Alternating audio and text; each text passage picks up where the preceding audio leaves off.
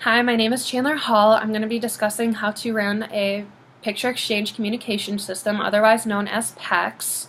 This is often used with individuals on the spectrum who have communication deficits. They may have nonverbal skills altogether or just have limitations in their skills.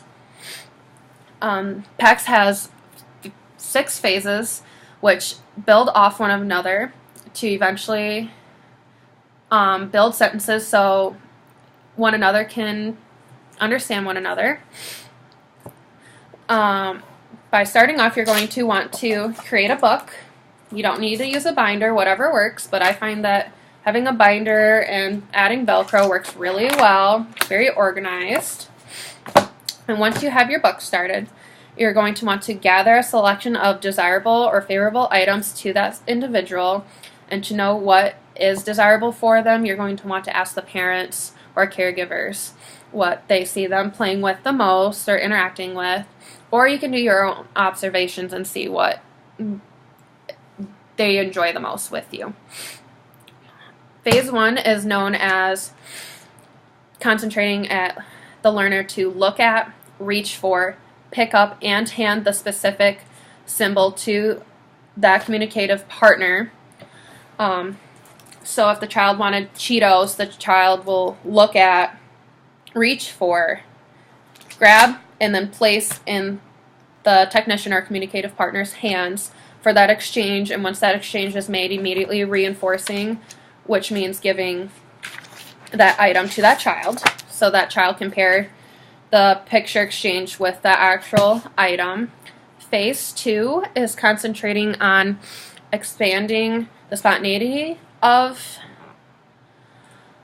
the exchange and reaching. So this is kind of going off of expanding some distance and trying not to provide as much physical prompting. We're kind of fading back prompting as much as possible. And once we get kind of to that stage, we're going to add 2 pictures to practice generalization and discrimination of the stimulus. In phase 3, we're really focusing on the discrimination of 2 pictures. One will be a preferred item, so Cheetos versus like a picture of a Kleenex or paper, something that the child does not desire at all. Once we hit those pictures, we're going to be focusing on increasing our amount of pictures up onto the Velcro of our book. So if we have 3 desirable photo pictures, he would know that if he wants popcorn, he should reach for the popcorn and hand it to his technician or communicative partner for that exchange of that item. In phase 4, we are building sentence structure. So in a complete book, we will have Velcro pieces that will help build a sentence. So I want, and then a picture of something that the child wants.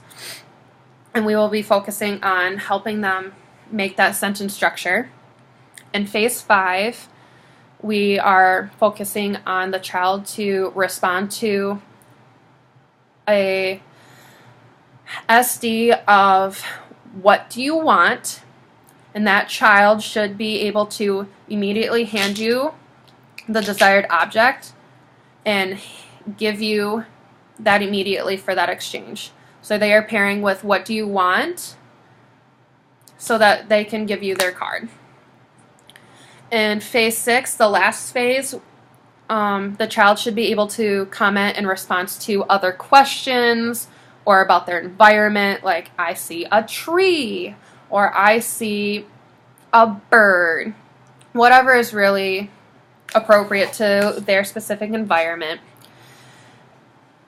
It is a pretty simple way to run it, but it definitely depends on your specific child. Each case is different, of course. Sometimes it works for others versus maybe the ACS systems work better for a different child. Just really depends. So thank you.